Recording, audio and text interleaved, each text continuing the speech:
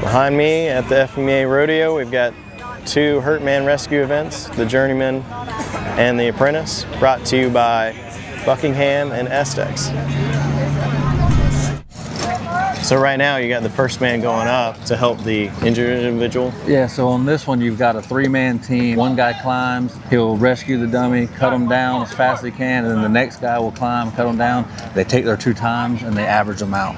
And the guy on the ground is... Guy on the ground, he's just a handline guy. He has to stop the dummy within 5 foot of the ground and then ease him to the ground so he doesn't slam. So in the Apprentice event, the differences are...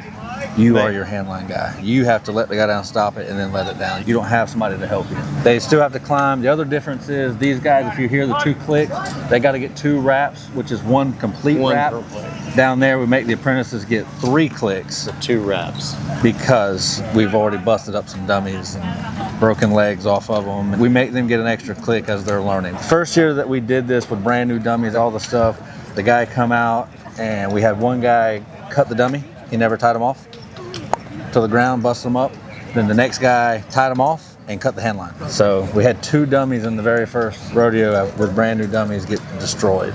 But the purpose of this event, you know, the events of the rodeo change every year. There's 5 events and they always change. The one that never changes is Hurtman Rescue. You always have Hurtman Rescue at the rodeo because this is the real deal. Our guys practice it once a month.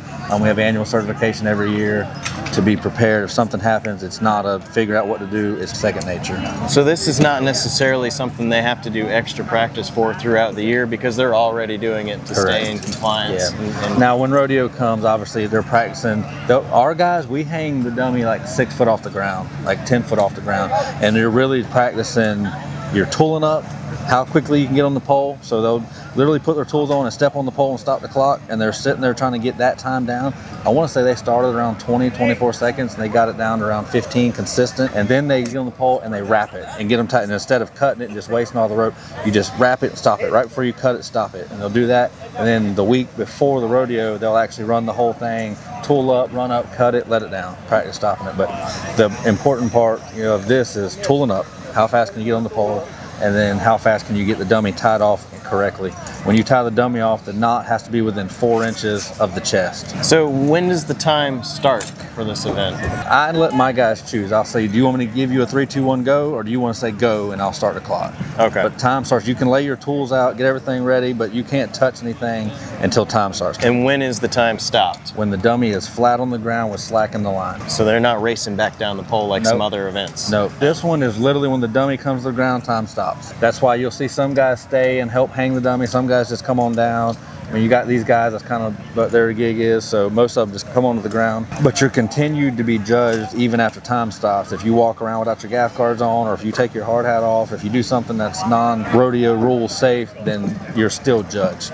Okay. You're judged until you walk over here and turn your packet in and walk out. So that's why we see typically your judges are following the crew that just participated out to the scoring station. Yep, so you're judged even after time stops on this event, but your time stops when the dummy is on the ground with slack on the line. And then the other thing is if they drop something, drop a knife, or they cut out. A lot of these guys, you know, they're trying to run up the pole, they'll slip, cut out. That's really your main gigs on here, is if they don't stop it, or they drop something, or they cut out. So a cutout's a gig, not just in the fact that it's going to take you longer to get up the pole, but you get it's gig to point, is it? Yeah, and it's loss of elevation.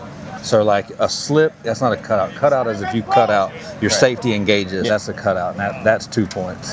But you know, there's always 4 poles, and which pole matters. You'll see these guys, they'll walk up and down and look, because you know, this rope's not just right, or this dummy, one of them was complaining the dummy's arm was stuck in, you can't really get the rope in there. All that takes time. And this rodeo right here, it will come down to the tenths or hundredths of a second between first and second place.